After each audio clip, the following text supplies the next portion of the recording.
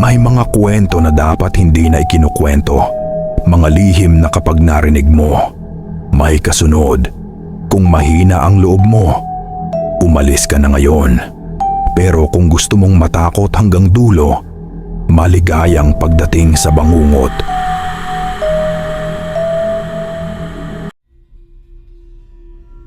Sa isang liblib na baryo sa Antique, may isang bahay na matagal nang iniwasan ng mga tao. Nakahiga ito sa dulo ng makitid na daan, napapalibutan ng matataas na damo at mga punong tila ba matagal ng patay. Ang bubong nito ay sira-sira at ang mga bintana ay walang salamin. Parang mga matang walang buhay na nakatitig sa sinumang maglalakas loob na lumapit. Ang sabi-sabi ng mga matatanda, may nakatira raw doon, isang babaeng multo. Noong unang panahon, may isang dalagang nakatira sa bahay na yon. Siya si Elena, maganda, tahimik at palaging nakasuot ng puting damit. Ngunit may kakaiba sa kanya. Hindi siya nakikisalamuha sa iba at madalas siyang makita na nakatayo lang sa bintana, nakatingin sa kawalan. Isang gabi, bigla na lang siyang nawala. Kinabukasan, natagpuan ang kanyang katawan sa loob ng bahay.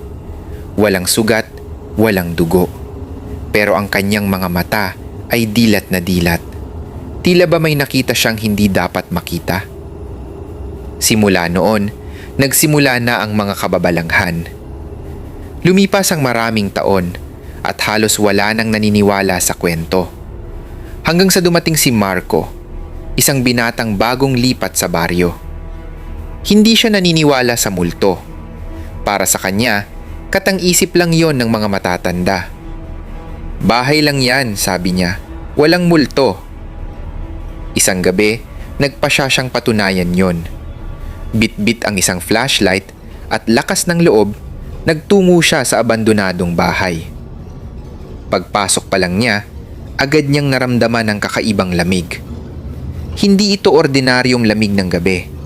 Parang may humahaplos sa kanyang balat na malamig na hangin, ngunit wala namang hangin.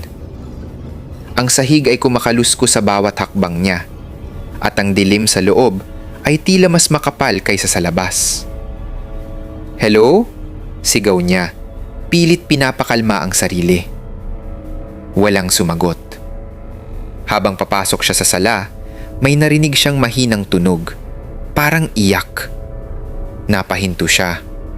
Pinakinggan niyang mabuti. "Tulungan mo ako." Nanlamig ang kanyang dugo. "May tao ba dyan?" sigaw niya ulit. Pero mas mahina na ang boses niya ngayon. Sinundan niya ang tunog papunta sa hagdan. Habang umaakyat siya, mas lumalakas ang iyak. Bawat hakbang niya ay parang mas bumibigat ang hangin sa paligid.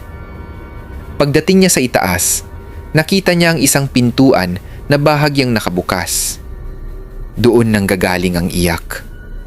Dahan-dahan niya itong itinulak at doon niya nakita isang babaeng nakatalikod sa kanya, nakaupo sa gilid ng kama, nakasuot ng puting damit.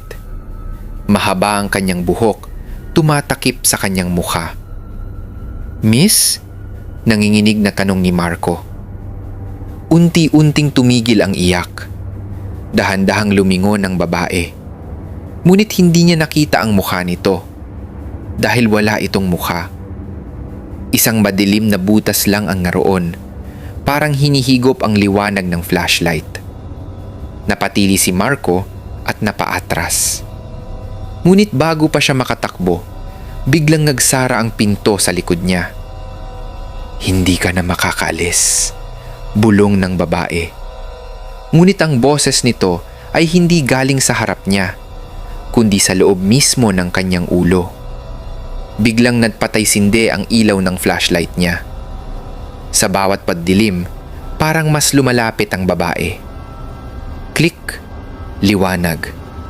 Nasa gitna pa ng kwarto. Klik, dilim. Mas malapit na. Klik, nasa harap na niya. Sa huling pag-ilaw, nakita niya ang mukha ng babae. Hindi na ito butas, kundi isang ngiting napakalapad, abot hanggang tenga, puno ng maiitim at bulok na ngipin. Ang mga mata nito ay biglang sumulpot, pulang-pula, nakatitig sa kanya. At sa isang iglap, nawala ang ilaw. Isang malakas na sigaw ang umalingaw-ngaw sa buong bahay. At pagkatapos, katahimikan. Kinabukasan, hinanap si Marco ng mga taga-baryo. Natagpuan nila ang kanyang flashlight sa labas ng bahay, ngunit wala ang kanyang katawan. Mula noon, may nadagdag na sa kwento. Hindi na lang babae ang multo sa abandonadong bahay. May isa na siyang kasama. At kung mapapadaan ka roon sa gabi at marinig mo ang dalawang boses na umiiyak, huwag kang lilingon dahil baka ikaw na ang susunod.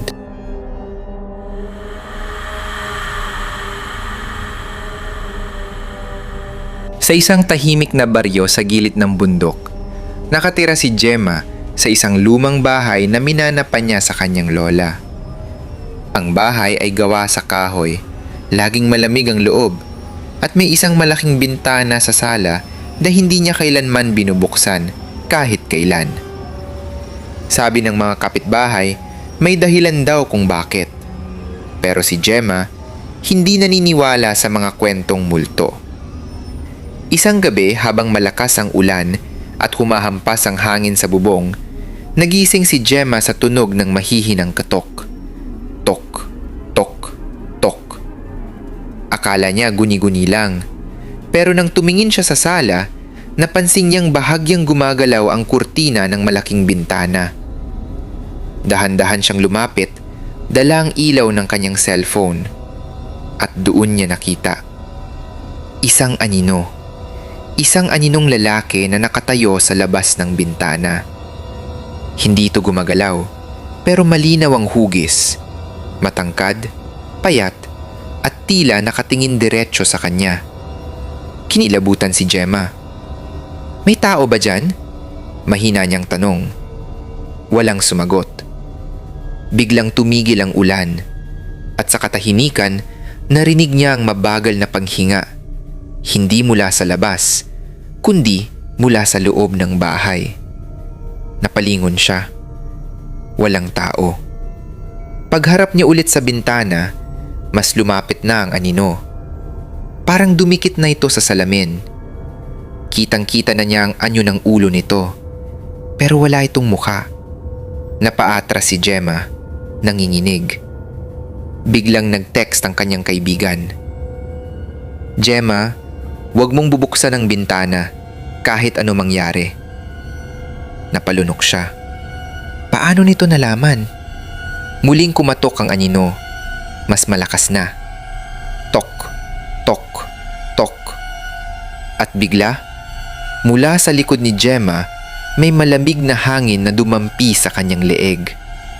Isang boses ang bumulong malapit sa kanyang tainga. Kanina pa ako nasa loob. Nanigas si Gemma. Dahan-dahan siyang lumingon. Sa refleksyon ng salamin ng bintana, nakita niya ang sarili niya. At sa likod niya, ang aninong lalaki. Ngunit nang tumingin siya sa likod, wala.